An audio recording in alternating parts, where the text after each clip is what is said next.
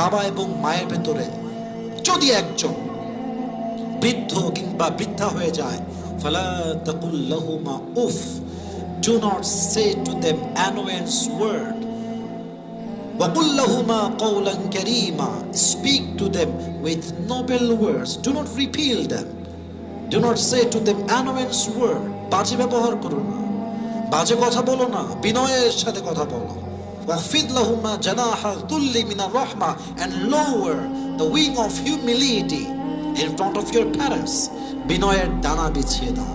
আর যখন তারা মারা যায় বলো, রব্বিরহামহুমা কামা রাব্বায়ানি সগীরা, ও আল্লাহ, have mercy upon them as they brought up me when I was small. আল্লাহ, তুমি আমার বাবা এবং মাকে তেমন ভাবে রহমত করো, তেমন ভাবে মা করো, যখন আমি ছোট্ট নবজাতক শিশু ছিলাম তখন সে আমাকে যেমন করে ভালোবেসেছে, মায়া করেছে।